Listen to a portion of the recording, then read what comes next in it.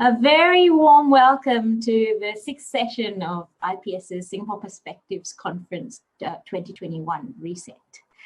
My name is Kalpana Vignesa and I'm a research fellow at the Institute of Policy Studies. I will be your moderator today. This session is entitled Soul of the Nation. And before I introduce our session and our speakers, please let me run through some brief administrative matters. Please do submit your questions for the panelists via Pigeonhole in the question submission section on the forums page. You can do this at any time during the session. We invite all at our conference to contribute to the discussions in a respectful manner and focus on the issues at hand.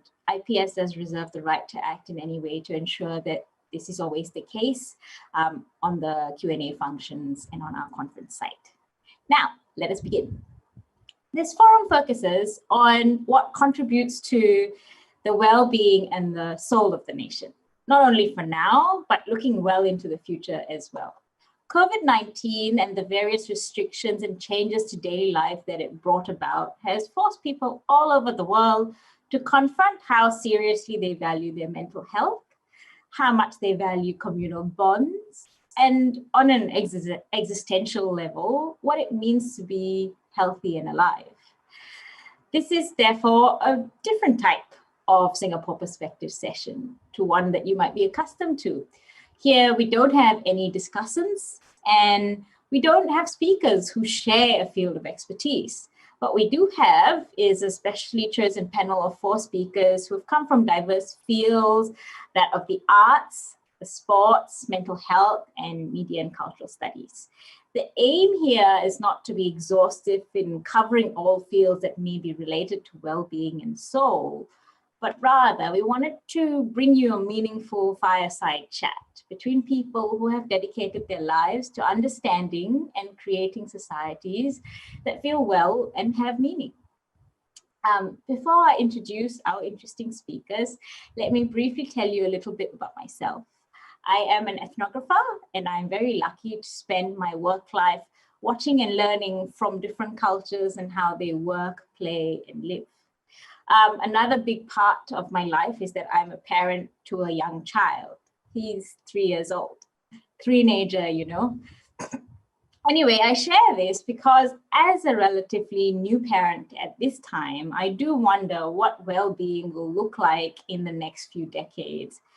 We moved our family back to Singapore after I had been in the diaspora for a period of 20 years.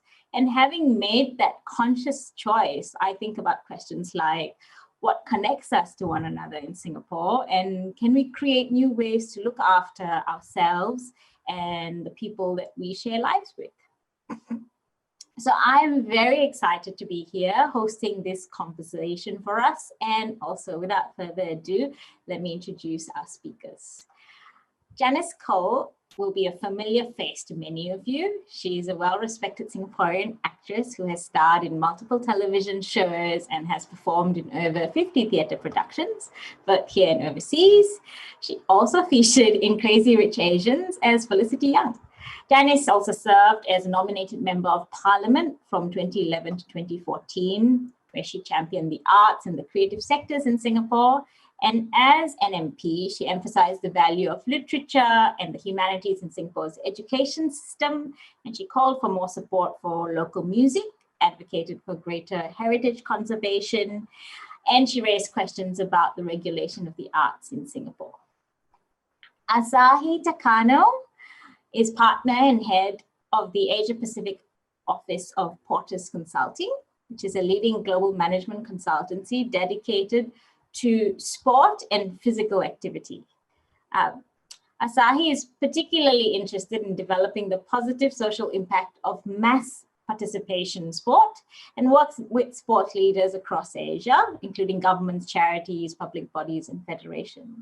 Under Porters, he helped to launch the Active Citizens Worldwide, which partners with different cities, including Singapore, Auckland, Stockholm, and London, to develop strategies that promote physical activity. Essentially, Asahi is the person to talk to you about how important sports is in addressing more than just the individual's needs, but the community's needs as well. Munirasa Winslow is Senior Consultant Psychiatrist and Chief Executive Officer at Promises Healthcare. And he was previously the Chief of the Addiction Medicine Department at the Institute of Mental Health and played a pioneering role in setting up the National Addictions Management Service. Muni, I just wanted to say to you, I personally know people whose lives have been turned around with the help of NAMS. So thank you from the community for that. Muni is also a fully qualified psychiatrist specializing in addiction and impulse control disorders, and he has published widely on general psychology and addiction issues. And last but not least, we have Audrey Yue, who is professor in media, culture, and critical theory and head of communications and new media at NUS. There's a long list of titles that Audrey has, and I don't want to go through all of them, but the important thing is to tell you that her research spans the humanities and social sciences. It covers cultural policy and development, transnational Chinese media cultures, Asian gender studies.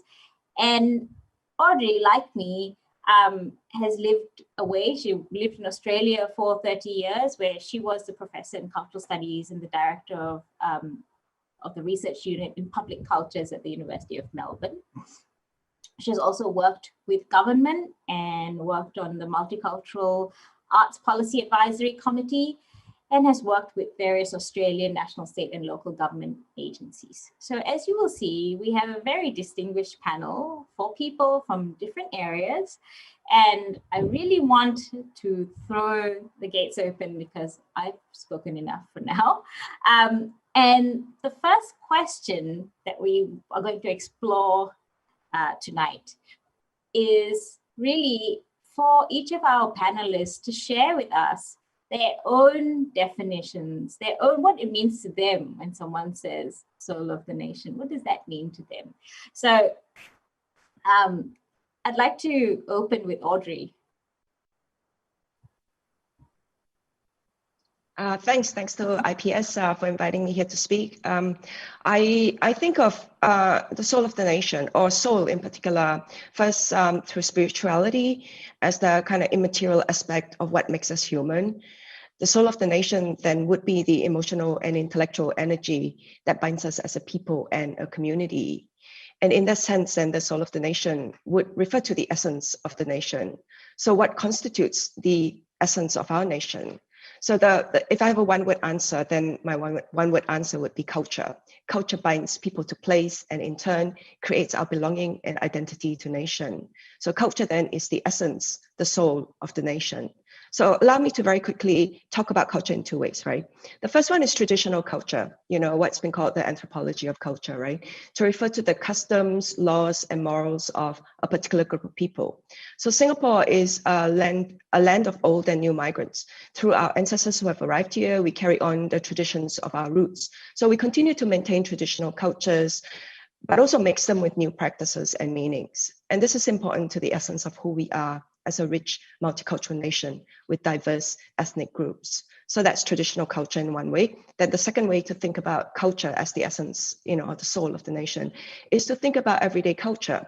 So that includes, you know, all the ways we find common meanings in our whole way of life, as well as through arts and learning and their common processes of discovery and creativity. And this can include all the organizations that produce culture to make culture a way of life, the structure of the family, the structure of our institutions that express our social relationships and the characteristic forms that we speak in order for us to be able to communicate with each other. So here then, everyday culture is a practice of everyday life, right? And everyday culture is very much structured in social exchange and communication. So this way of thinking about culture then shapes individuals and groups that allow us to socially connect and thrive. So there are many examples here, you know, our shared family values, the social resilience of our multicultural communities, the specificity of the language we speak. For example, Singlish is quintessentially Singaporeans. Singlish is the soul of the nation in a way, right? To the more formal organizations of arts, learning, and culture that continue to produce and shape our whole way of life and their common meanings. All these and more make up the essence of the nation. So in short then, culture is the soul of the nation. Traditional culture, everyday culture, arts, learning, and creativity are essential to the nation. They are vital to the soul of the nation.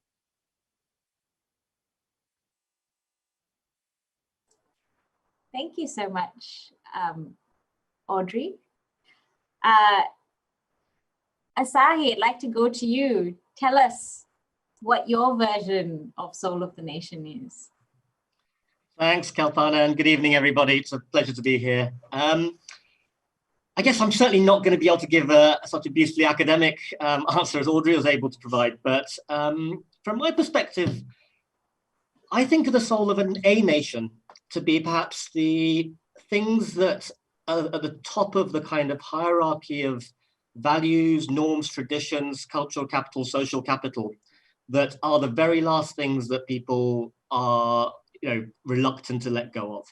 And I think in a way that often manifests itself under duress. I think when there is, say, a natural disaster, or obviously what we're all living through at the moment with COVID, I would say the soul of the nation, it sort of becomes a little bit bare, and we start seeing what matters to people more and less, and when people have to make choices.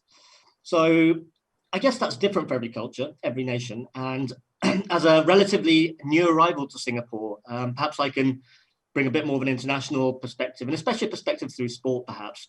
So I would say that in many cultures, sport is quite high up there in that sort of hierarchy of things that people are, not willing to let go very easily. So perhaps a good example, we might think of Brazil and their football.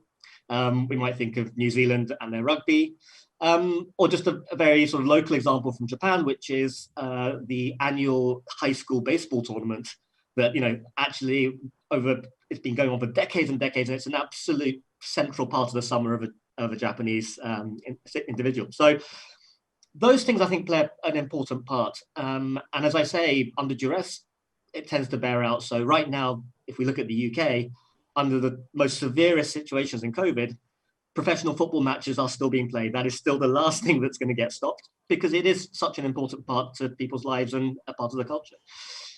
Now, looking at Singapore, and and this is very much an outside-in view, so forgive me if it's sort of partial in picture, but perhaps anecdotally, one of the things that's always struck me in Singapore is, I remember going into shops, and every now and again, you'll try and buy something, and the auntie or the uncle in that shop would actually dissuade you from buying that thing because it's cheaper down the road, And I find that almost, something I've not come across in many places. But to me, that hints at a certain Singaporean notion of solidarity.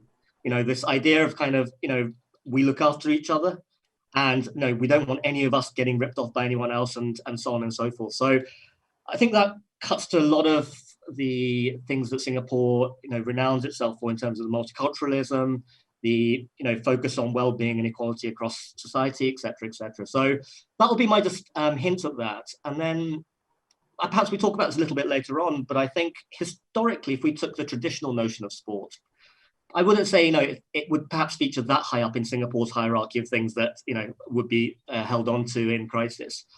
But I think the world is changing, and the definition of sport, both in participation, consumption, and physical activity, is changing. And I believe that perhaps in the future, sport and physical activity will play actually quite an important part, perhaps, in Singapore's future definition of its soul. Thanks so much, Asahi. That was very interesting. I liked your professional football example, because it is still being played. I'd like to get Muni in at this point. Muni, can you tell us what your version of Soul of the Nation is? Sure. Thanks, Kalpana. Actually, most of what I wanted to say has already been said. That was wonderful. All that about, the soul being the immaterial part of our being, the spiritual and other essence, which do not include just the possessions or the material stuff, but also the emotional and intellectual energy and capacity that people have. And a lot of the things that draw people to Singapore are not just the ability to make money or to have material possessions. A lot of the time, it is also the understated parts of being part of a community that you like the values of. Earlier on, you used the word fireside chat, and that's a very American thing because I don't think we got too many firesides here.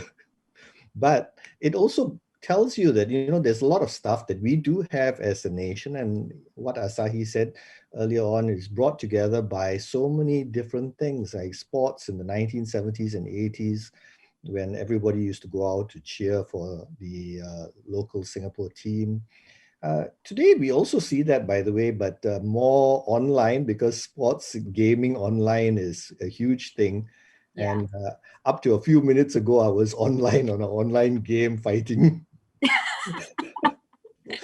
I must confess that semi-addict, I'm training myself to know how my patients feel.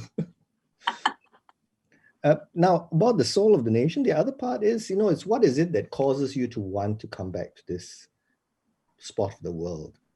And for me, it was simple because I was given offers to stay on in the country where I went and did a attachment or program. But the things that will bring you back are, as mentioned, the community, the family, the value systems that we share, the fact that you can walk out, or my children can walk out on the streets any time of day or night and not be afraid of having drugs or other things, people come out and afflict them or disturb them. The fact that I can wake up at any time of day and night and decide that I want to have prata or mee goreng, and I can find it.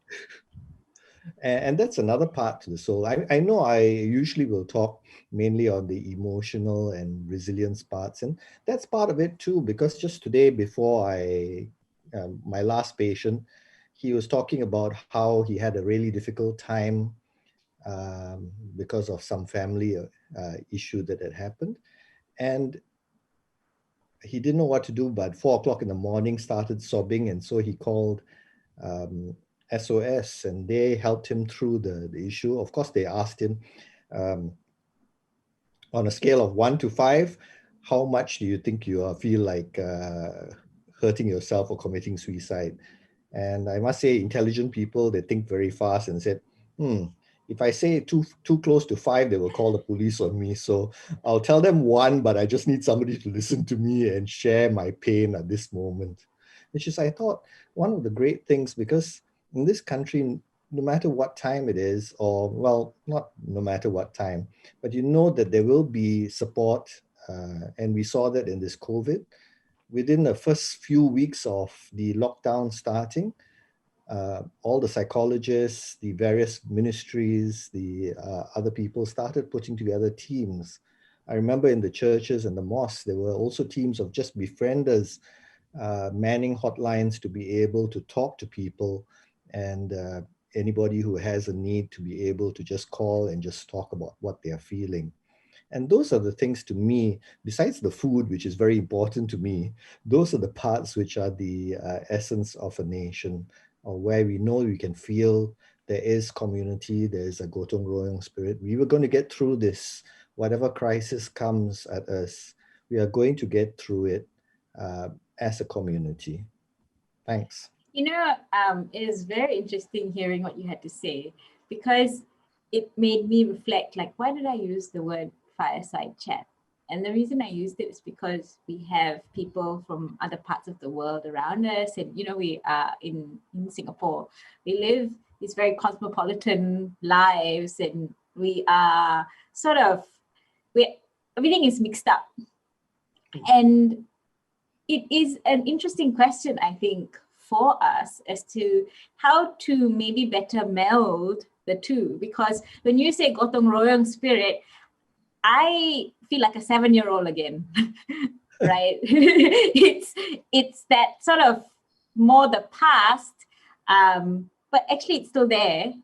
It just feels like maybe a little bit, to me anyway, maybe it feels a little bit lost, because we are this bigger, more complex and more worldly place now than we were a few decades ago. So that was an interesting reflection hearing you talk. Janice, please come in. Tell us, what what is your take on Soul of the Nation? I mean, for me, I don't disagree with everything that everyone has already said. Just to add on, for me, I see soul as the self with a capital S, right? It is the voice in our head. It is our thoughts, our feelings, our emotions, our desires, our memories, our perceptions. It is the part that is not the body. And then the question I had was, can a nation have a soul? If we are all individuals, if we all have our individual desires and memories and perceptions, can the nation have a collective soul? If it does, then perhaps it speaks to what lies in common, the commonalities that underlie those individual perceptions, the commonalities that are based on where we come from geographically, who we are culturally, and our shared environment. And therefore, I see the soul of a society as referring to the way this group of people then look at the world, how they make sense of their shared experience, their memories together, and the perception of the landscape that they are familiar with, and how they feel about living with each other. So in a sense, I do agree with Audrey, that culture very much sort of manifests all that it is the balm, it includes our everyday culture, but it is also food and sports and the arts. It is where we feel most at home, that we are closest to in our hearts. With regard to the arts specifically, which is the industry I come from, what is art? It brings into existence what only exists as pure potentiality, as pure idea, right? So the artist is then the agent of change. The artist is the maker, the creator, the interpreter. If the artist is an individual and drawing from his own or her own perceptions, then they do so tapping into the consciousness of other people who also share those same feelings and ideas. And when, of course, art is done well, then it speaks to the zeitgeist. It becomes the barometer and takes the pulse of that community. And I think when it's done well, it helps us feel less alone. It helps us recognize, hey, that's me too. And if you don't feel the same way, at least it gave you a chance to walk a mile in another person's shoes. So good art connects people who were once strangers to each other. And how much more do we need it now when we are so much more isolated in our own spaces, in our own heads? So that's where I come from.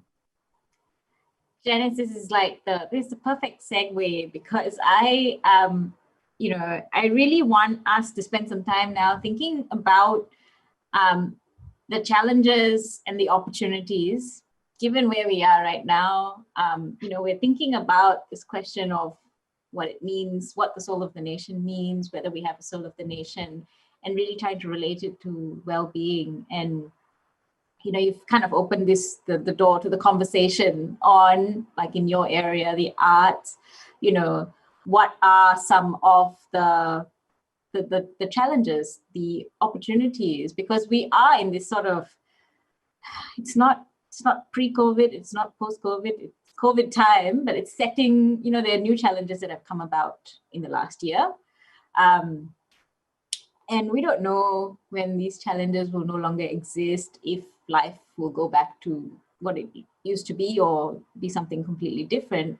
But maybe I'll get you to keep expanding upon the arts for a little while in terms of what you think are some of the difficulties, but also the opportunities of this new and very unusual moment. I mean, in a way, artists communicate with their audiences, and they are speaking heart to heart. They are speaking soul to soul. That's why they do what they do. I think COVID has presented, I've kind of thought of 3 threats and 3 opportunities, and sometimes they kind of contradict each other in a sense. The 3 threats are, firstly, a certain loss of community. and a loss of an arts-going habit, because we have been restricted from communing, we've been restricted from going back to the theatre, to the galleries, in the kind of numbers that we're used to. And of course, you know, in the live performing arts, we don't just consume, we commune.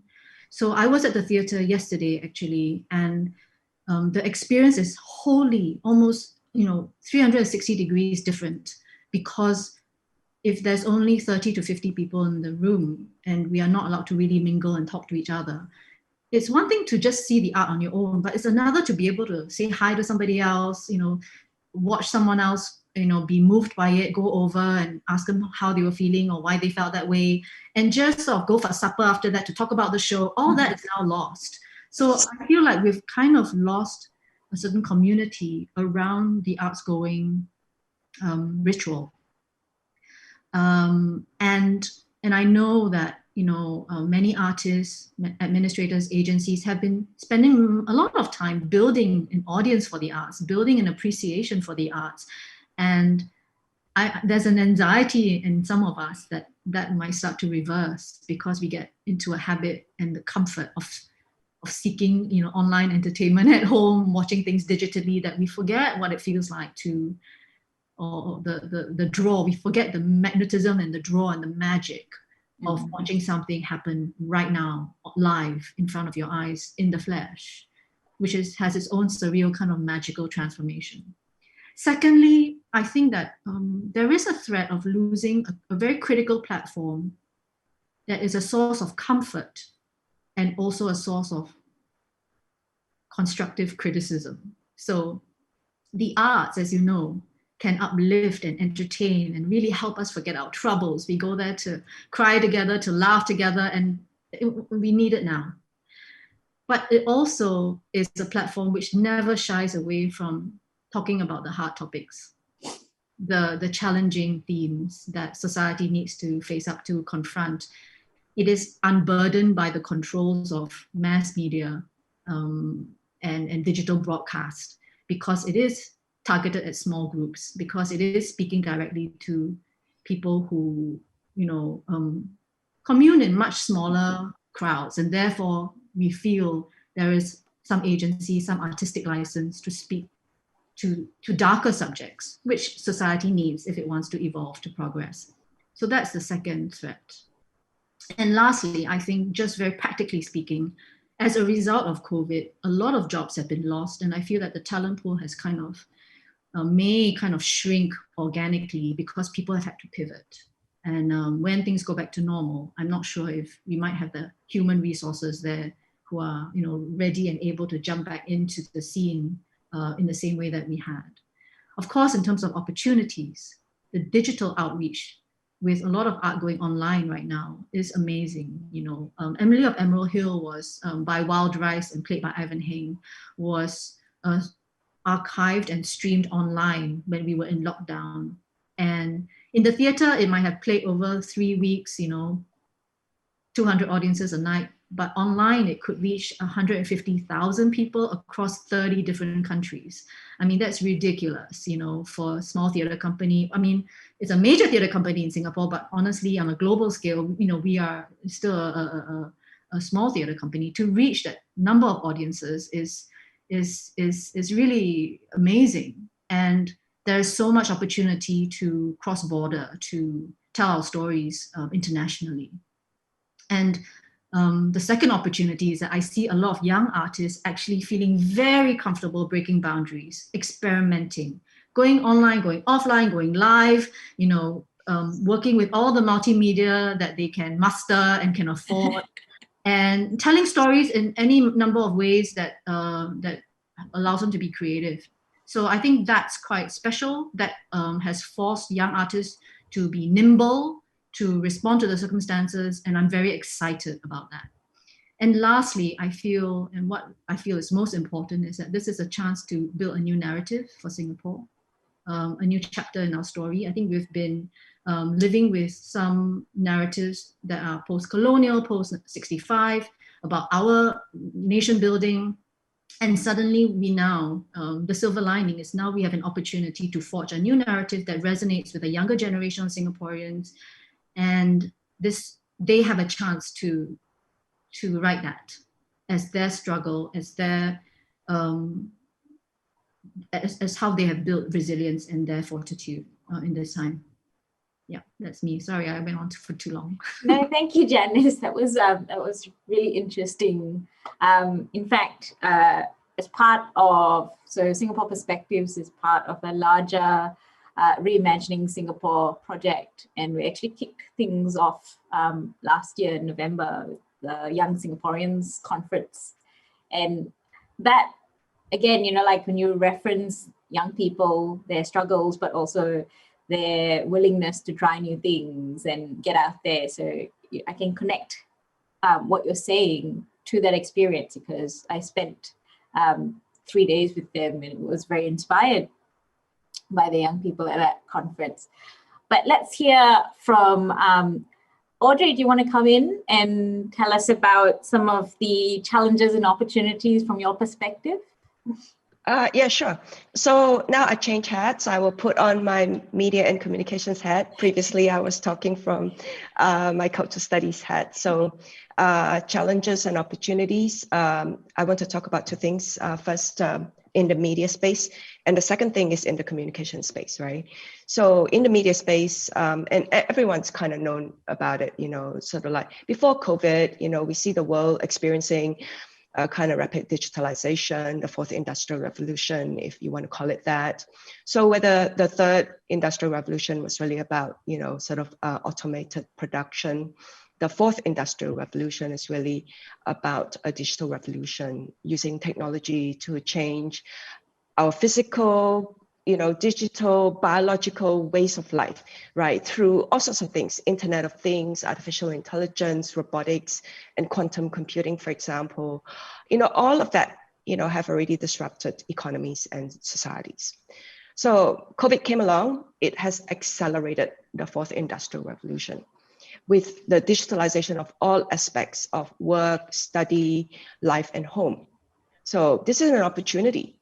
So everyone is working and studying from home. We are also shopping from home.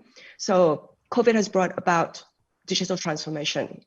So to give you a sense of the digital uptake, for example, you know, if you track the profits of the big tech, just Google and Amazon alone in the last financial quarter, you know, profits of in the tune of 30 to 60% more than, you know, previously. So every quarter exponential rise of 30 to 60% profit. So that's, you know, the kind of uptake in digital technology. Singapore, we're very quick adopters, high uptake, you know, high internet penetration. I think January last year we have about 88% penetration rate. You know, I think we will continue to digitalize, and these trends, right, in the new normal, the kind of hybrid working and studying, they will be here to stay. E-commerce, you know, e-shopping is already here permanently. So that's the opportunity. Then the challenge in this space is that COVID has accentuated our country's digital divide. There are pockets of people in various communities who do not have digital access. And in fact, during the circuit breaker, my department started to look for secondhand laptops because we realized that there were a group of people out there with not enough laptops, that the kids cannot even do remote learning. So we were hunting around all of the university to donate secondhand laptops to this group of people. So there are groups of people who do not have digital access, from internet connectivity to even computers and laptops. So, you know, when you say parents work from home, kids study from home, you need 2 or 3 laptops. And sometimes people log in for classes using a phone because there's not enough laptops to go around, right? So COVID is not just a public health crisis. People have talked about COVID as, you know, kind of compounding crisis upon crisis. And in the media space, we talk about it as a crisis of access.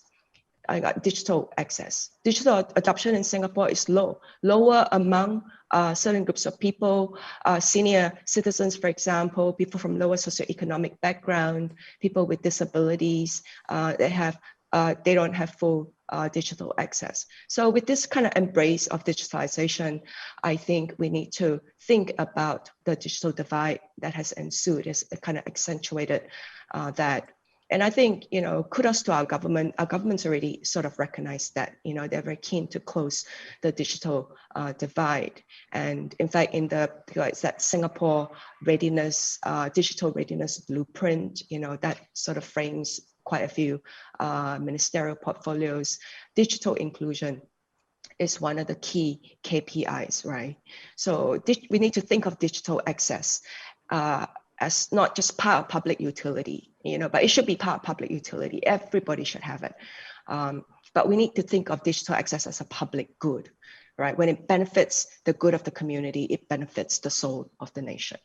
So when we think about digital access in this way, it's not just providing the tools and the technology, but also to ensure that people can actually feel safe and confident using it. So it's not just about hardware, okay, but it's also about the infrastructure that sort of support it and the networks of people of support around that can continue to provide assistance. So digital inclusion is important to the soul of the nation. It makes everyday information and culture accessible to everyone. And through that, right, it helps us to maintain the foundation of who we are as a people and as a nation, and how we continue to connect and thrive as an inclusive society.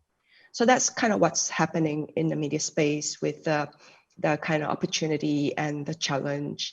And now I want to talk about the communication space and what's happening in there. So with everyone online, then, social media communication is rife with misinformation, right? With COVID alone, the pandemic is also seen as an infodemic. With this sort of avalanche of information bombarding us every day, as well as disinformation and misinformation, all sorts of fake news, first about the cause of the virus, then later on about all these homemade remedies for the virus. And now we see the rise of anti-vaccination misinformation. And this has created echo chambers. It has polarized our society. We've seen that played out in many parts of the world, in the US over the last couple of years, over the last couple of weeks as well. Mm-hmm. And this has eroded our trust in public institutions and with each other. Misinformation threatens the security of any country. Singapore in particular is an open country, but it's a very small country. It's impacted very quickly by any kind of tensions internally and externally. So our challenge then is to find new ways to inoculate ourselves from misinformation. And how are we going to do that? So I know we have laws like POFMA. I don't want to talk about POFMA. I'm not interested in laws, right? I see the opportunity here as more being on the ground, okay, tied to the soul of the nation. We need to promote trust among ourselves and with our institutions. So over last year, my colleague Elmi Nekmat and I started to do media research. We collected newspaper reports on COVID from 3 countries, China, Singapore, and South Korea, for the first 100 days of COVID, right? The first 100 days. And we analyzed more than 5,000 articles and looked at the content and realized that, wow, these countries actually are more successful in combating the virus because the media was, taking on a public service role at that time. It was really transmitting government messages about safety, about protection, and people really have trust in the media, and by default then trust in the government, right? So I'm not saying that, it's this trust is there all the time, but in the case of the COVID mitigation, I think we saw trust in the media in that context. So one of the ways we can continue to build trust, okay, is to promote digital well-being. So well-being being one of the buzzwords for this evening. So this is not just about using digital tools for medical access or for our mental well-being, right? Our mental health. A lot of people do that. A lot of, going online for yoga, for meditation, and so on and so forth right now. But digital well-being is really, like I said earlier, it's about our confidence in using digital media, our ability to feel safe when we're online, and our capacity to have literacy in order to discern good information from bad information, right? So digital literacy is really kind of central to digital well-being.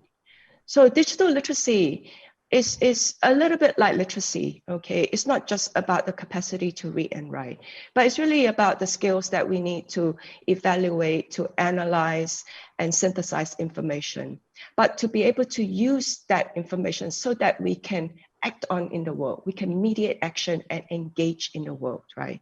So just like in literacy, where it kind of draws attention to, okay, can you read, can you write? You know, but more than that, the capacity to shape how information is presented and consumed. So in this sense, digital literacy is part of this kind of social practice that is not just concerned with making meanings out of all these text messages that we're receiving on WhatsApp, for example, that you just receive, you read, you keep forwarding, you keep exchanging, and so on and so forth. It's not just only that, you know, but it's also about the way we use and talk about it, the way we encode our beliefs and values in them as well. And the way these text messages, for example, socially connect us to each other and, you know, in different contexts. So we need to think about digital literacy, not just being able to, you know, download apps and use apps, but more so, you know, in that kind of holistic way to empower us so that we can engage and act on in the world, right? So in the communication space, you know, the kind of threat is misinformation. And to address misinformation, then we need to build trust. So to do that, we must promote digital well-being.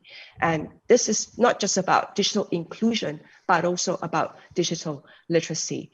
Digital literacy empowers people. It gives them the capability to judge information and the agency to act, right? And if you can judge information, if you can act, then you are really becoming an enlightened citizen. And if we have a country of enlightened citizens, we have a healthy nation. You know, listening to you, Audrey, it's reminded me of something that happened over the course of last year. So with the elderly being more impacted by COVID, I found myself and a lot of friends also, we had an excuse. I mean, not that you needed an excuse, but our parents are not that old, but you kind of were paying more attention to their welfare and their well-being. And I'm happy to report that I think it also has extended to digital well-being, because that conversation has started. That conversation about, you know, COVID kind of generated the conversation about what information should I trust. And so now my mom comes to me if she's a little bit like, I had this conversation with this friend. Should I pay attention to it? And so, you know, I've taught her how to check hoaxes, and there's a whole bunch of things, which are exactly what you're talking about. This is digital well-being and looking after yourself online, because I'm hoping she will have many decades online left, you know. So that was an interesting reflection as you were talking. Moni, I'd like to bring you in now on the question of challenges and opportunities for the soul of the nation.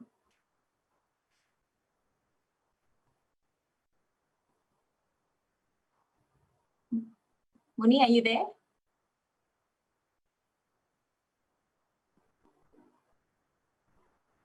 Asahi, why don't... Yes, I've got it. Oh, you've got it? I forgot that I had to press the unmute button. I was so interested in listening to Audrey's message earlier. Thanks, Audrey. Thanks, Kalpana. In terms of mental health and in terms of where do we go and what happened during this whole COVID, I think one of the big or the great things that has happened for me is that people have come to realize that there's really no health overall without mental health. And also I think people have realized that health is so much more important than wealth. And so therefore, you actually have your soul to a certain extent when we start looking at what is really important to us, what is really important to us as individuals, what's really important to us as a country. For us in private healthcare, at least, what we have seen is that initially there was a shutdown, but a lot of people were going online to provide support for those who had mental health challenges, the anxiety, the depression. What's going to happen? Are we going to lose our jobs? Are we going to have enough to eat? Will there be enough toilet paper? Oops, and stuff like that. So there was a lot of stress initially. And one of the things that we first noticed then in society is that when there is stress, it brings up issues that people have never really looked at or questioned in the past. For example, if you're staying at home and you're having to relate to your mother-in-law or father-in-law or others, you suddenly realize that either you have to work at relationship or you're going to be more stressed than ever before. And so these are the things that we see. And we've known that during the COVID period, there was an increase in domestic violence, there's an increase in family stress or marital stress. I guess sometimes people actually go out to work so that they can give themselves space to do other things other than spend time with family as well. I know I used to enjoy that. I must confess that I was terrible because when I wanted a timeout when my children were your age, Kalpana, I would actually like to go to work because my poor wife would have to look after the kids. And well, there was payback time in the evenings, but okay. So that's one of the things is that we've noticed that the stress lines turned up, domestic violence, divorce rates, and people used to find ways to deal with it. And when you try and find ways to deal with it, there are good ways, like those people who went out and we suddenly saw, I mean, it's one of the, never seen so many people in the first 4 weeks of COVID, never seen so many people jogging or exercising along the streets. And then there's the not so good ways where suddenly everybody's calling up and saying my alcohol use or my other compulsive behavior use is out of control and I can't cope.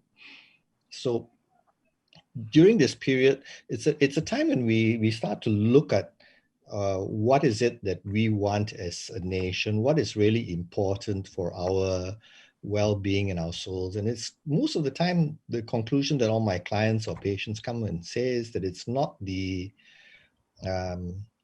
physical stuff that you have. As long as you've got enough food to eat, it's the relationships, it's the friendships, the people that you want to talk to, the people that you want to spend time with, people that you miss when you cannot spend time with them. Okay. The other part that it came to me is, it's been said that there's no health without mental health. When I first started, psychiatry was the Cinderella service of the healthcare services of Ministry of Health. Okay, nobody really, it is good to have, but if you don't have also, it's fine. I think people are slowly starting to change their mind now.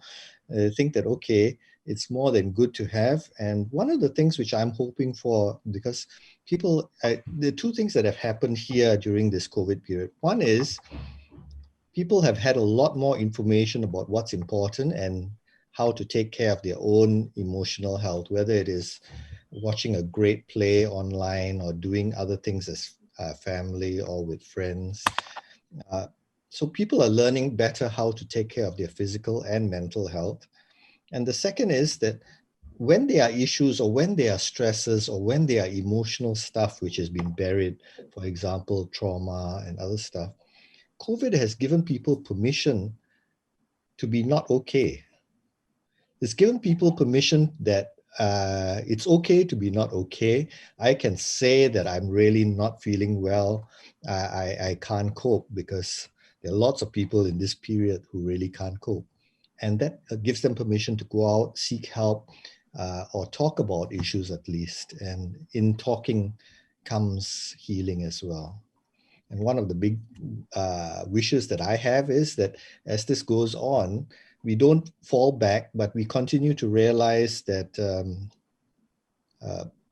mental health services, addiction services deserve also equality in terms of the amount of effort put into them by the government and by the insurance agencies. That we should also look that not only the physical health is important, but the mental health of our citizens. Thanks, Muni. That was very reflective. Asahi, we've been looking forward to hearing your contribution on the challenges and opportunities in the space of sports, particularly for mass participation, because that's kind of like, I think a lot of us understand why we should, as individuals, play sport. But as a community, please tell us.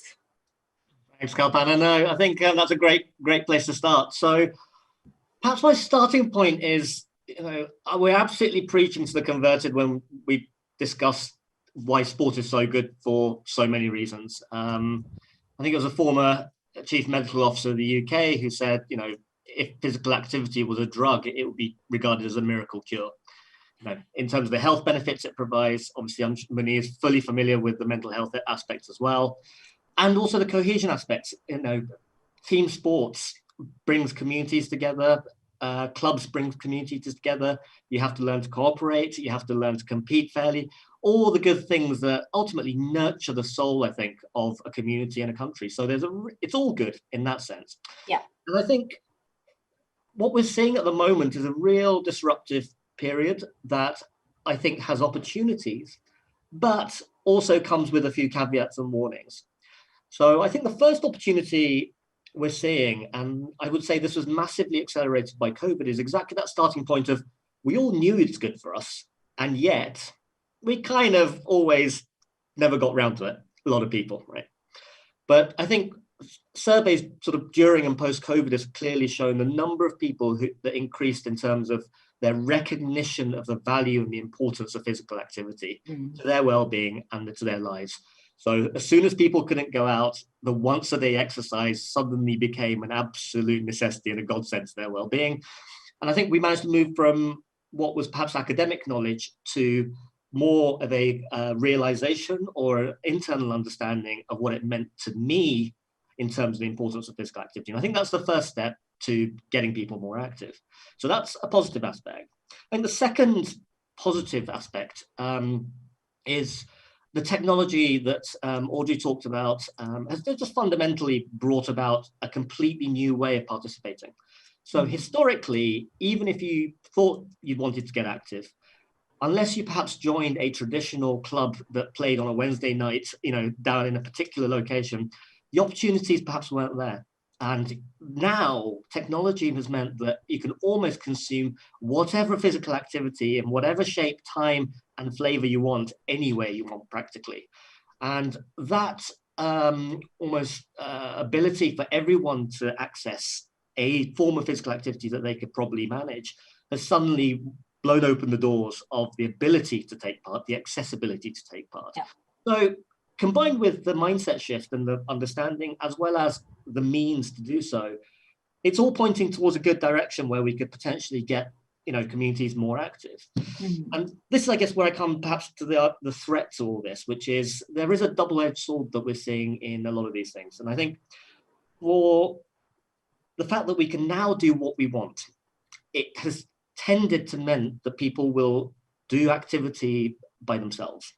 So rather than trying to force yourself to get to the football club on a Wednesday night, you just say, well, I'm just going to go for a run at 7 o'clock in the morning by myself.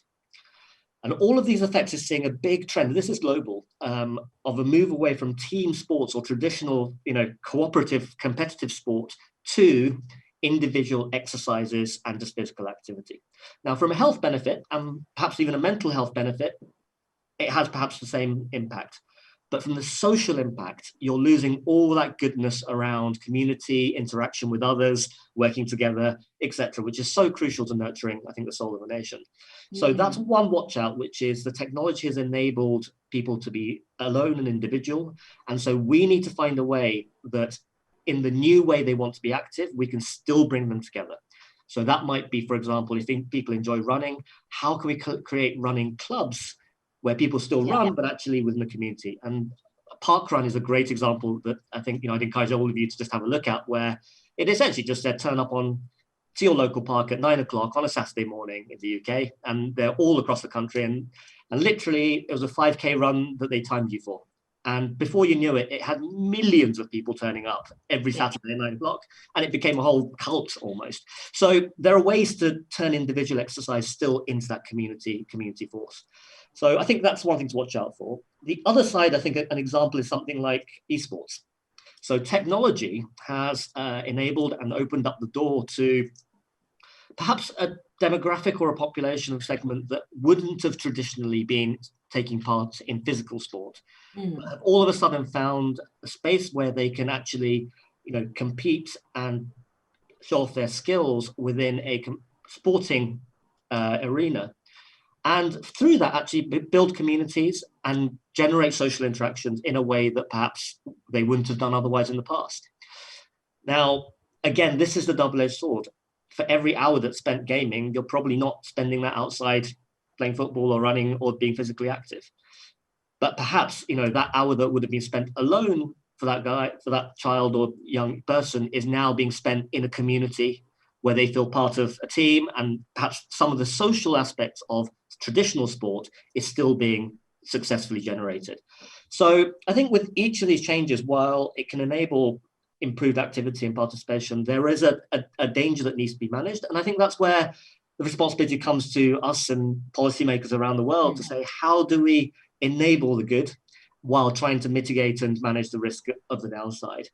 And I think just to bring it all together, I guess you started the session by talking about, by soul, I guess broadly we're talking about well-being. Yeah. And I think, well-being is 100% at the heart of, I think, the Singaporean soul in many ways. And that's why I believe that actually this modern way of consuming physical activity and being well will be fundamentally an important part of Singapore's soul going forward, as people recognize and discover the joy of being physically active. Yes, I mean, it's interesting to also sort of think about what you're saying in the context of what we see happening, not just with adults, but also with kids. I know that my nephews are more comfortable.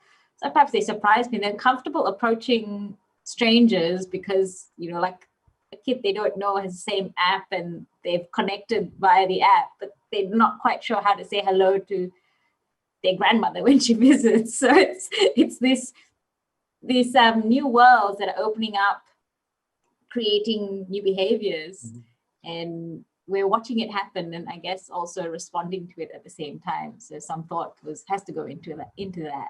And if I could just finish exactly on what you're saying, I think the point about nurturing is really important. The reason why I think traditionally sport has been such an important part of society is, it teaches you a whole bunch of skills as you're growing up, everything from learning to lose, to playing by the rules, to working together with other people, to, respect, all those things. So I think that's why the actual format in which we participate, i.e., is it by yourself or with others, and the means. So is it just through a computer game, or are we actually getting that physical and in face-to-face interaction? I think does matter, especially when it comes to the impact it can have on nurturing the national soul. So the questions are coming in thick and fast from our audience. So I actually want to sort of go to them now. And actually, we've got a question on, the soul of the nation and whether or not the development of the soul of the nation should be fully organic, or whether, it's always going to be contrived to some extent. And I think, Asahi, your point is an interesting one to maybe elaborate on in light of the question, because you are talking about sort of, I guess, crafting. You're crafting these experiences. We know that the social aspect is important, but now we have to think about how to actually craft those experiences so that people gravitate towards that as opposed to doing it by themselves. So do you want to say a little bit more, maybe with some specific examples if you have some? Sure. So I think it's we've got to be careful we don't get into that danger of, organic is letting everything just be free for all, and otherwise the other option is that everything is controlled and micromanaged and planned. I don't think that's a dichotomy here. The starting point is, I think, the fact that people recognize they want to be physically active in the ideal world, and they believe, I think, that their best self will be an active self. So I think that part is an organic will and a desire. And from that point of view, as I say, there's greater recognition of that under COVID and so on. But broadly, I think we could, take it that is something that we all probably do want to be, even if we're not being active at the moment. So I think the role of, the government or anybody else in policymaking is, how do you enable that to allow people to be able to do the things they want to do and be active? And that's where I think we need to, there are lots of ways of doing it. So one example is, well, we typically talk in sport about, time, access, and cost. So those are the three things that typically determine if someone can get around to doing it. And all of those things, I think, are being changed in the way that the world is consuming sport. So a really good example is the advent of cycle lanes in major cities globally. So I think we've all seen during lockdown, COVID and the circuit breaker, literally you couldn't buy a bicycle if you tried, because every single person in Singapore had decided that they were going to start cycling. And that is the energy, I think, that the government and the policymakers can think about and go, how do we enable that natural desire for people wanting to cycle? Can we make dedicated cycle lanes? And obviously PCNs are a great example in Singapore of how that's been enabled. But I think those are the kind of things about how we do that. Another great example is a lot of people want to basically do exercise at home for whatever reason, because it's convenient with their children and so on. And the modern world has allowed it. But how do we make sure that we can then generate some kind of physical or some kind of network around that? And that might be then about supporting those fitness instructors who are doing it online with the infrastructure and perhaps the support to enable them to create communities and to actually do more than just talk to a video camera and switch it off at the end of that. And I think one of the most important examples is that esport. It keeps coming back again and again and again. And perhaps this is the area where the downsides are real. It has been recognized. I think Korea is a great example where the greatest addiction problems that Korea has is gaming. It's above any other addiction. And it's become such a social problem that they have enforced quite strict laws about certain under 18 not being able to access, physically access gaming after a certain number of hours or whatever it is. And these kind of management sort of policies, I guess, are seen to be necessary in the world of gaming. And I think that probably is an area where the government and policymakers around the world can't really turn a blind eye, because without it, I think there is a real danger that it's so powerful right now. The growth is so powerful right now that without management, I think there is always a risk that we'll lose so much of the benefits that whole arena could bring. So I think that's my sort of answer for what it's worth, which is to say, there is, I think, I think an organic will and an awareness that being physically active with other people, it's something we all think and believe is a good thing, and we should be doing it. And whatever we can do to enable that, to allow that to happen, I think flowing with the tide of the disruptive changes happening in society. So not trying to go back to what it used to be, but actually saying how to embrace what's organic happening. And organic plus. Sounds very boring, but yes, something like that maybe. Janice, I want to bring you in on this question as well, because perhaps you have some ideas for what can be done specific to the arts, given where things stand now. In what respect? Pertaining to what in particular? So the question was, sort of, should it just be, should developing the soul of a place just be organic, or will it be contrived to some extent? And so Asahi has kind of gone through some examples of how we might actually sort of ride the wave of how the situation is in sports at the moment to build those communities and to build those experiences. So you've talked about, the state of play for the arts now and how things have changed. I was just Curious if you had any, I guess, more like examples or particular suggestions. I mean, I feel that I think people like to think of the arts or as a manifestation, or rather as soul in and of itself, but it isn't.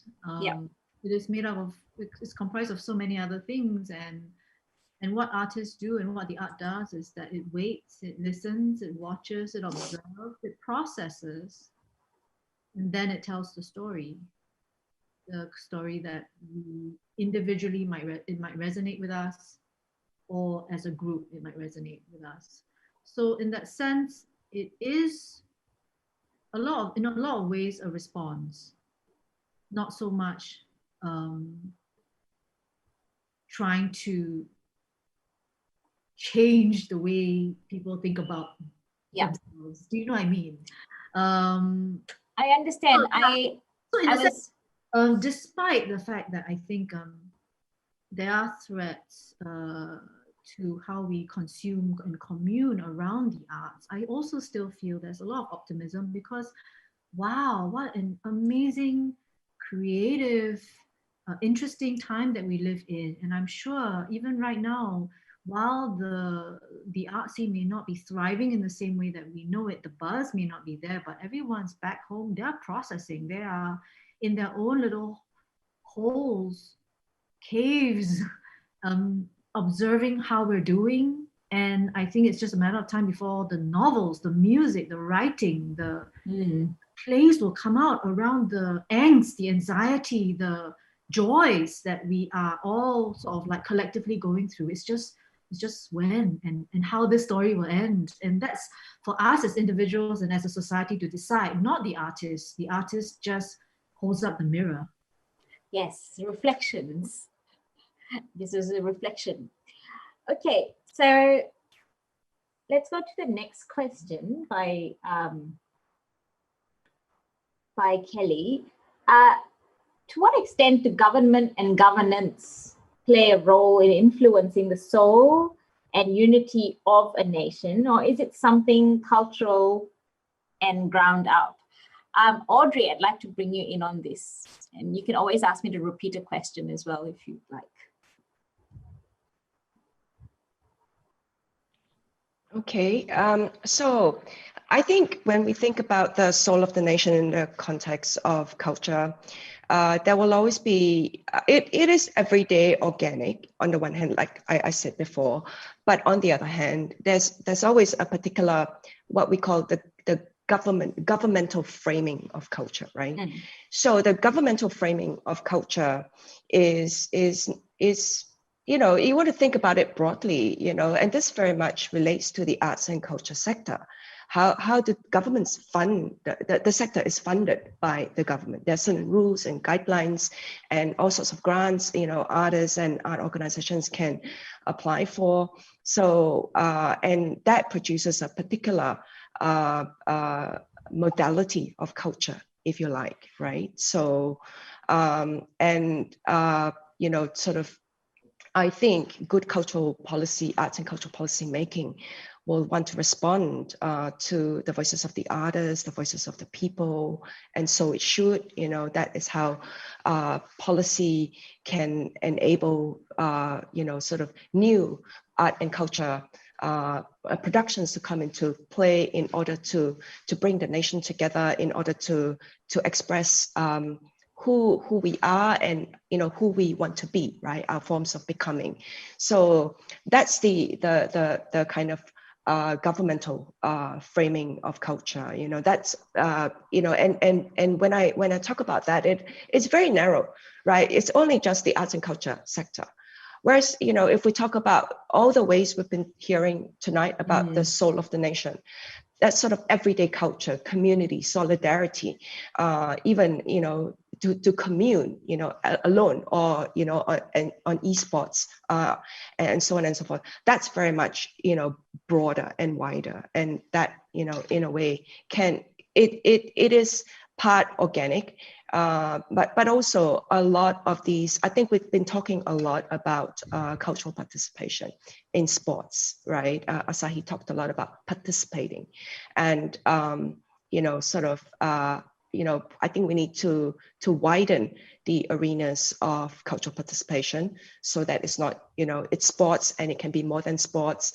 It's arts and culture, but it's more than that as well. So incidentally, if you look at the UNESCO definition of what constitutes culture, sports and recreation and leisure activity are part of that broad definition, including visual arts and performing arts as well. So we need to widen the domains of cultural participation. And if we do that, then, the kind of governmental framing of culture will sort of come. That would be a lot more resources, a lot more funding. We can make spaces, activities available for everyone, including enhancing neighborhood spaces. And neighborhood spaces are really, really important for the vitality and the vibrancy of the community, the place, and ultimately the nation as well. So yes. This is actually a great segue to this great question that's come in, right? And it is all about sort of expanding the notion, and that's what we set out to do in this conversation. So the question from Fiacre is, to what extent does our surrounding environment serve as a carrier of memories for our collective identity? What does this mean when Singapore is constantly being transformed and perpetually redeveloped? Muni, do you want to come in and take a stab at this question? Well, I think one of the things that it tells me is that you're right. We are constantly changing and constantly developing our soul, so to speak. But as far as I recall, no country really has made great leaps during times when everything is going well. It's only in times of adversity that, just like after the Second World War, during the Cold War, and the arts and the arts came out so strongly in Czechoslovakia and Hungary and all the other countries. And the same thing that happens here, it is during adversity, and while the government can put the lead by making available spaces, by saying that these are things that we would like to see in our social space, it is the community groups that are going to come out and say, can we do this? Can we do that? Can we look after the people who don't have? Look at it the way that we looked after the migrant workers, and suddenly people have got into the space and said that, hey, our migrant workers are not in such a rich country. They're not being treated as they should. And so many different groups and people have started to stand up and come forward to make the changes that are necessary. I've never seen, even in my own church, I've never seen so many times when people suddenly are taking out migrant workers for meals or other things. So it is in adversity that we start to see the transformation and the real important parts of transformation that take place. What about I guess the question was also kind of getting us to connect soul of the nation to our surrounding environment, so the place. So Singapore is a place that, is constantly undergoing change. We often, I'm sure some of you also have the experience of, not having the places that you grew up still exist anymore. And that sort of longing and the fact that it's not there, does it affect us? How important is place? So we've talked about sports, we've talked about the arts. So I'm kind of pushing you guys to examine the importance of place and, what we do in the face of it being transformed. I think that there are some things in conservancy where we do have a lot of places which still maintain their old world charm. And to that part, we must thank whoever is in charge of National Heritage Board or conservation. And I must say, in town planning too, there's been a lot that you can still find Pulau Ubin, you can still find Sungai Buloh, and a huge number of other real green spots to look forward to, which haven't changed all that much since I was a youth. Janice, you came in earlier. I wanted to jump in because I feel that I think it's hugely important. I think that it is a storehouse of memories. And if soul is partly comprised of memories, shared memories, then we need to be quite mindful about what we choose to preserve and how we find the right balance between preservation and development. I think it's a perpetual question Singapore will always face because we are so small. Because we need to, battle against many things in order to do well as a very small republic and nation. Nevertheless, it's a real challenge, but I've always spoken up for tipping towards the side of trying to keep things around as far as we can until we really can't. As opposed to thinking of it as sometimes I feel government likes to sort of like pit the past with the future, constantly saying, for the sake of your grandchildren, we should, tear some of these spaces down because we need to make room for their opportunities and their progress. But I feel like we shouldn't always be sort of pitting these against each other, because we also have a responsibility to a certain legacy, preserving a legacy for our grandchildren, so that we have stories to tell our grandchildren, and that the space cannot just sort of like constantly adapt, renew itself until we forget where we come from and who we are. Yeah. It's a topic that I'm very torn about, because, like you said, it's going to be a perennial problem for a small country. One of the things that used to really bug me was that none of the playgrounds I used to play at as a child exist anymore, and I don't know why. It's just something that that gets me on a deep level. And a friend of mine who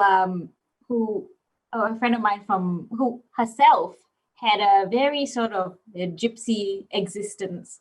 So she was born in Australia. She lived with her parents. She calls her parents. Her father is actually a dentist, but they just loved moving places. So they lived all around the world. And she told me that her parents had this habit where they had like a kind of a bag of knickknacks that they would unwrap at every location and then set up. And she said that every time she saw these little knickknacks in the house, regardless of whether it was in Germany or in Australia or in the UK or wherever else that they moved, she felt at home. And I thought to myself, well, that's a good one for Singaporeans, because even though we're not necessarily moving, the spaces are changing. And it's about finding a way to be in touch with space when you don't have space. What you were saying just reminded me of it, because I too think it's important. Can I come in, Kalpana? Yes, please. Thought, which I think is I just outside in perhaps, I actually think the perpetual ability Singapore has to renew, innovate, experiment, and to quite often perfect something that is sort of a world's first. I would say that's also part of Singapore's soul in many ways.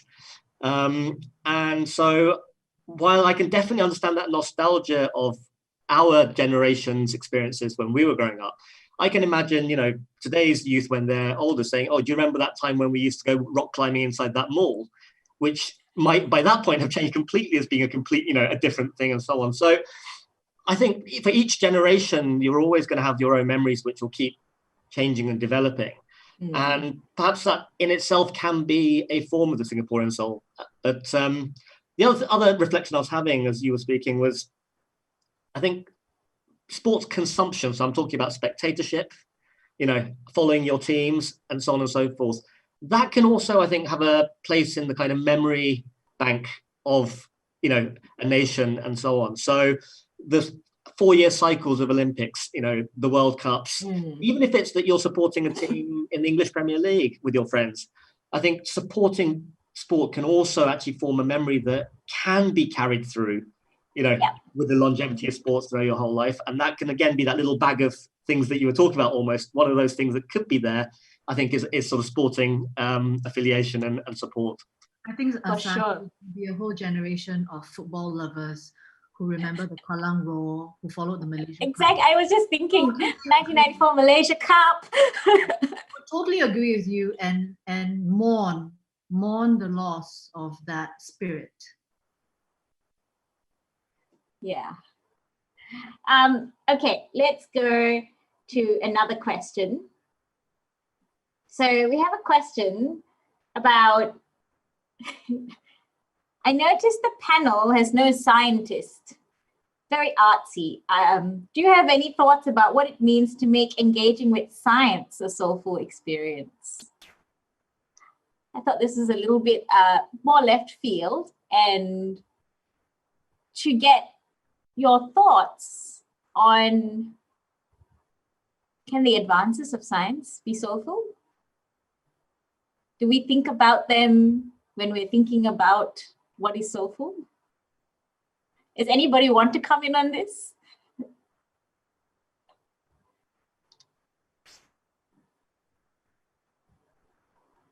Audrey, I see you nodding a little bit.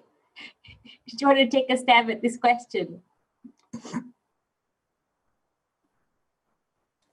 Yes. No, I wasn't actually nodding, but I will respond. I don't really have any, sort of specific response to this, but I think as with all of us on this panel, from artists to, kind of sports, kind of consultant, to myself as an academic teacher, all of us find, joy in the work that we do, right? Yes. So I would imagine a scientist, that would find, that moment, that eureka moment, of discovery, and that on a personal level could be personal success.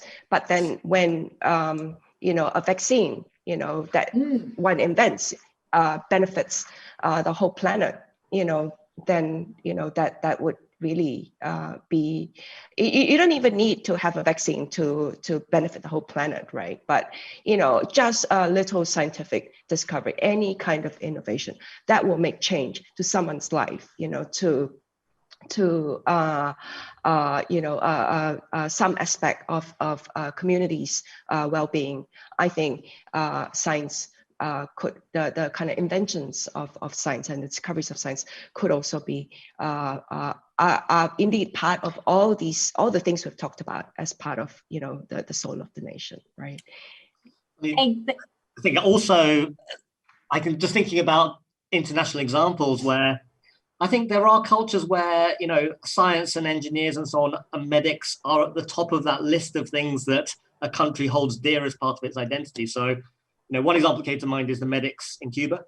Yep. Cuba's absolute pride in its medical, gone around the world, and they diplomatically, send their doctors out everywhere around the world. I think that's part of their soul. I'm sure of it. And maybe, perhaps slightly less so, but certainly the engineers and the scientists, the mechanics of Germany, have a real pride in that German engineering prowess, and that's part of very much their culture.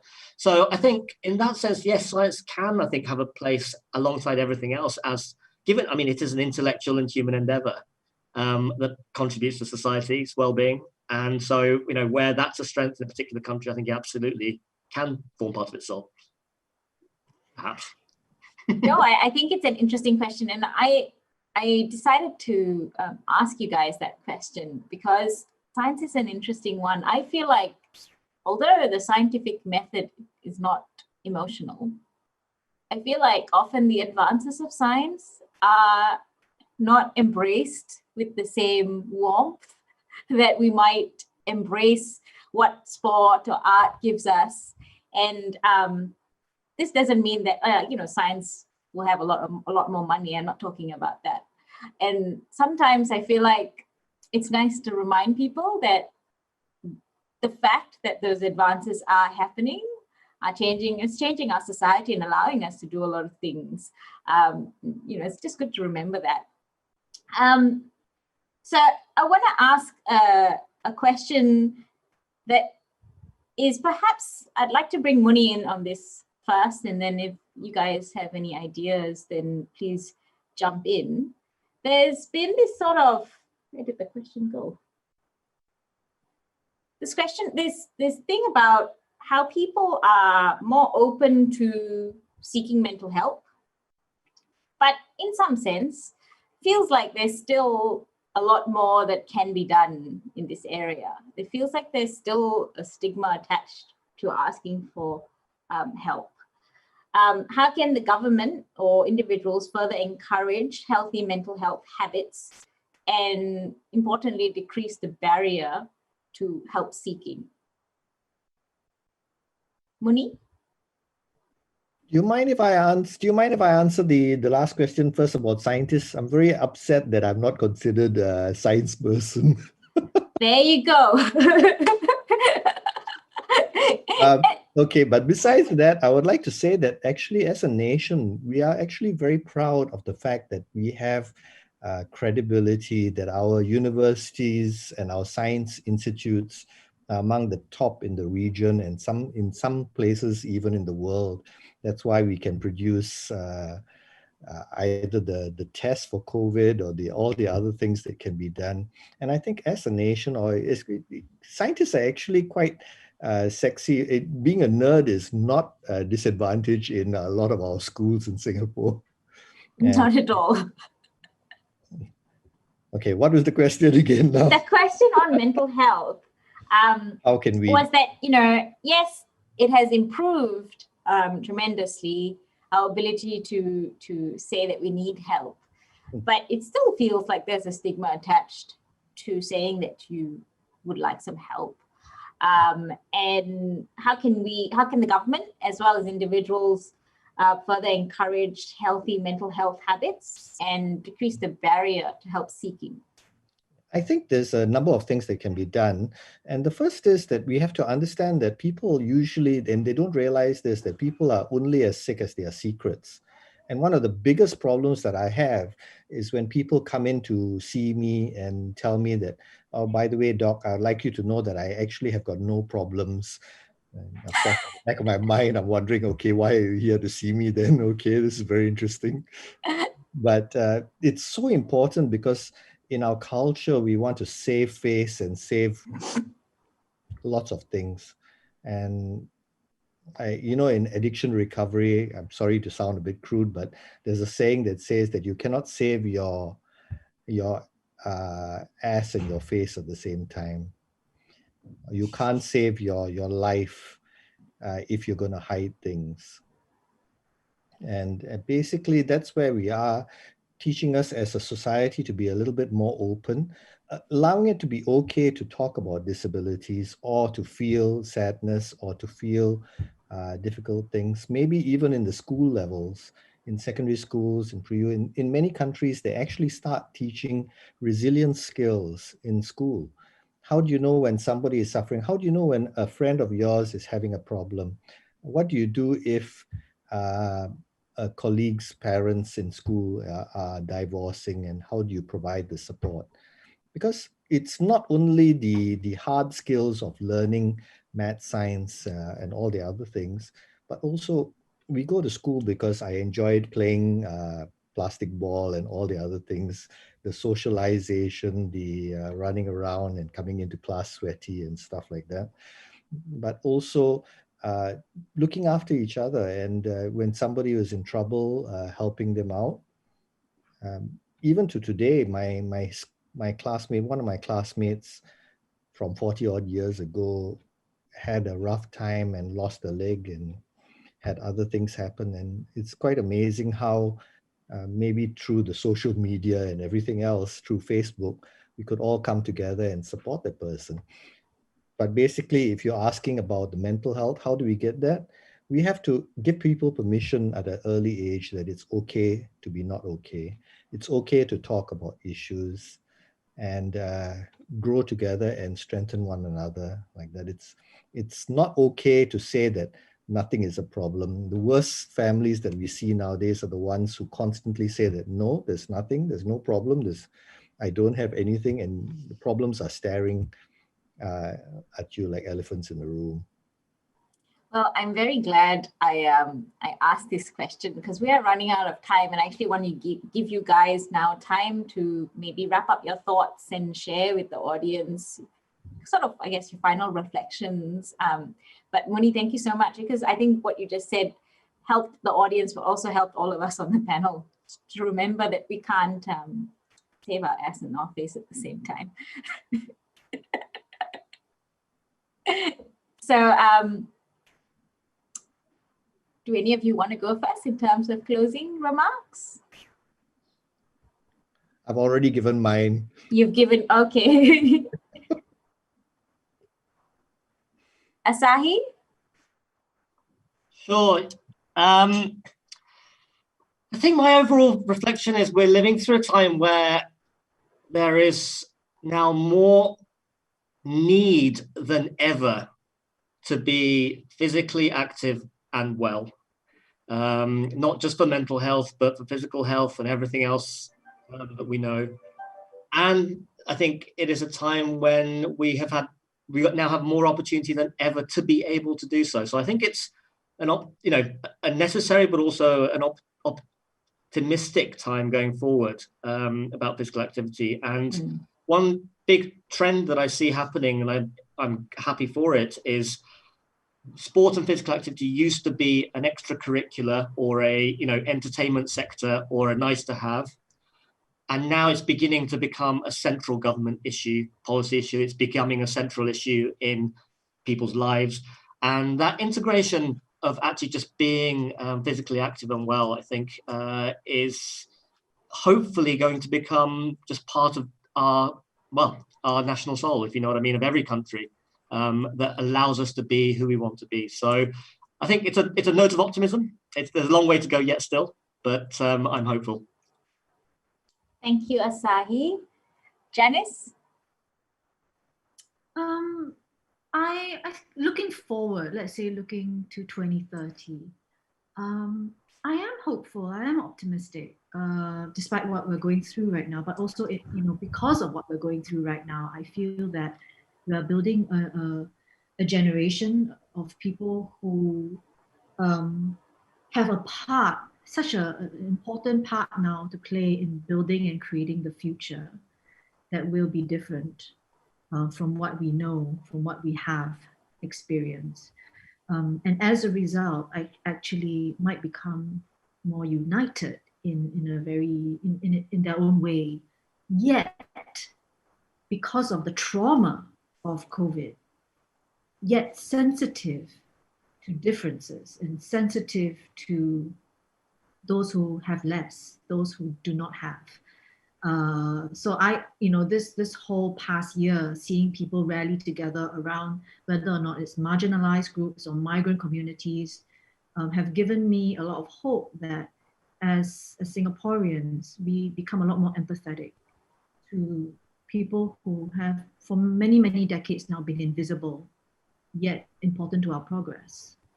And that's where I feel like our heart has a chance to blossom, to bloom, and I think that's wonderful for Singapore, and that maybe when we define progress, prosperity, and happiness for our nation, we look at contribution as part and parcel of our growth and our development, contribution back to society. The only thing that sort of like it's still a question in my head is that if soul is about a certain shared collective experience of living together, what happens as people go more and more online and sharing that experience digitally? What does that do to our shared perception as a nation when the person who is online communing with other people in other worlds and universes and spaces start to develop more and more links with those, having more linkages and connections and threads with people online than actually with the people they are physically living with? What impact does that have on our soul? That I don't have an answer to that, but I think that's something worth thinking about as we grow and move forward. Yeah.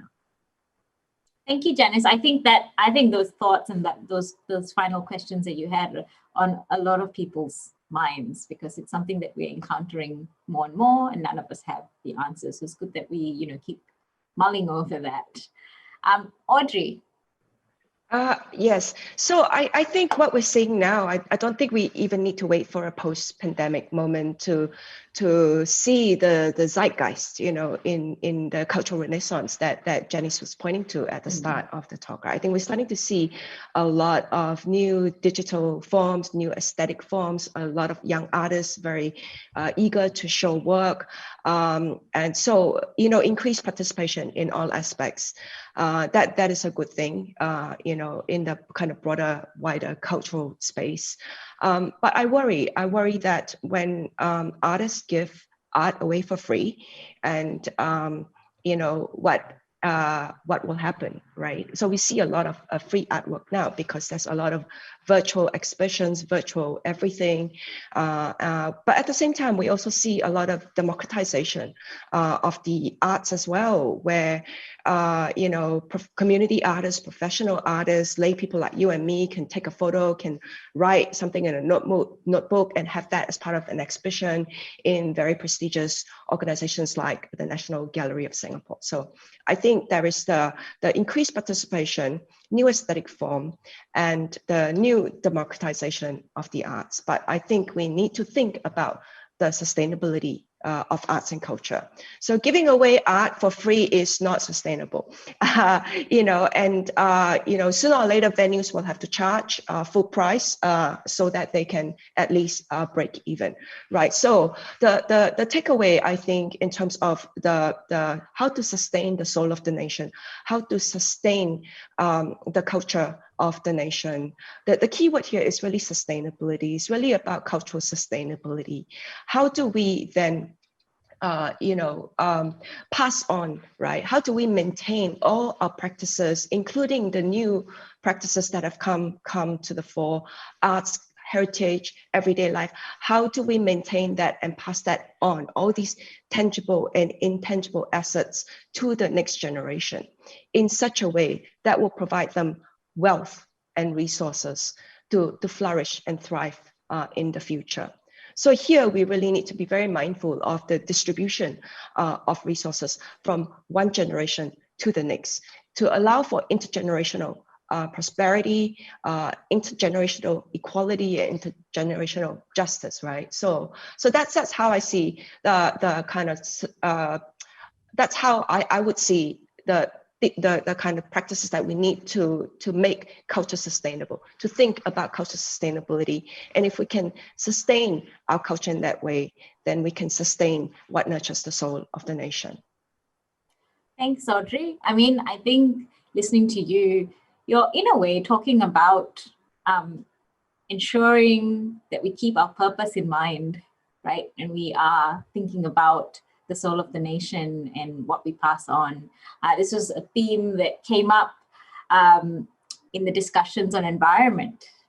You can immediately see the connections, because when we start talking about intergenerationally, what are we leaving behind? The environment is a very interesting question to mull over. And I guess the soul of the nation, we can also think about that way, because like you said, sustainability of what we pass on kind of dictates the intergenerational justice of it all. This has been an incredible honor for me and a real privilege to have this chat with the four of you. It's been so varied and wide-ranging, and it's been a real treat. I hear the optimism that's coming, that's there about what the future holds, what can be created in a way that connects all of us. I also hear the caveats and the questions that we really should, as a society, be thinking about more seriously, because we don't have the answers to them yet. So with that, I want to extend my sincere thanks to all of you. Thank you so much. To the audience, thank you for contributing to the discussion with your questions. Do feel free to continue the discussion, the comments on the Soul of the Nation session topic in the conference chat. We will be taking all your inputs to our final day plenary sessions on the 25th of January, as well as to the IPS Reimagining Singapore 2030 project. So with that, we now are going to take a break for a few days from the conference, and our next session, the next conference session is on multilateralism and global cooperation, which will begin at 10 a.m. on Tuesday, the 19th of January. We look forward to seeing you all then. Once again, thank you to the speakers so much. Have a good and restful night. Bye-bye. Thanks, Kalpana. Thanks, IPS.